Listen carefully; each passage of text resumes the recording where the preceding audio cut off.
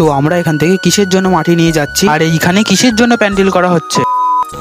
তো hello everyone, কেমন আছো তোমরা সব? আজকে আমি একটা নতুন ভিডিও নিয়ে চলে আসলাম। আর আজকের ওয়েদারটা তো খুব সুন্দর লাগছে। তো তারপর আমি আর আমার ভাই মিলে চলে গেছিলাম মাটি আনার জন্য। তো ওর কিছু স্কুলের হাতের কাজ আছে, তাই জন্য ও মাটি আনতে গিয়েছিল আমার সঙ্গে। আর প্রথমবার তো ওর মাটি তুলতে গিয়ে ওর প্যাকেটটাই ছিঁড়ে গিয়েছিল। ভাগ্যিস আমি দুটো প্যাকেট নিয়ে গেছিলাম। আর এইখানে শীতলা কালী পুজোর প্যান্ডেল করা হয়েছে। আর আজকে আমি এই মাটিগুলো দিয়ে বানাবো দুটো ফল। জানি আমি এগুলো বানাতে পারি না, তাও একবার চেষ্টা করে দেখবো, শুধুমাত্র ভাইয়ের জন্য। তারপর আমি মাটিগুলো প্যাকেট থেকে বের করে নিলাম। এর আগে আমার ভাই বালি মাটি দিয়ে ফল বানাচ্ছিল। তারপর কিছুক্ষণ পর দেখলো যে বালি মাটি দিয়ে ফল বানানো যাচ্ছে না। আসলে ও বুঝতে পারিনি যে কোন মাটি দিয়ে এইসব জিনিস বানানো হয়। আর এই মাটিগুলো হচ্ছে এঁটেল মাটি। আর এই মাটি দিয়ে এইসব জিনিস ভালো বানানো যায়। তো তারপর আমি মাটিগুলো ভালো করে গুঁড়ো করে নিলাম। তারপর আমি জল দিয়ে মাটিগুলো কিছুক্ষণ ভিজিয়ে রেখে দিলাম। আর কিছুক্ষণ মাটিগুলো ভিজিয়ে রাখার পর আমি হাত দিয়ে ছেনতে শুরু করে দিই। মাটিগুলো যেহেতু ঠান্ডা ছিল, তাই আমার মাটিগুলো মাখতে তো খুবই ভালো লাগছিল। তারপর আমার মাটিগুলো ভালো করে মাখা হয়ে গেছে। প্রথমে ভেবেছিলাম এই মাটিগুলো দিয়ে আমি মিষ্টি বানাবো, তারপর দেখি মিষ্টির জায়গায় অন্য কিছু হয়ে গেছে। ফাইনালি একটা কলা, আপেল আর মিষ্টি বানিয়েছি। টাটা বন্ধুরা।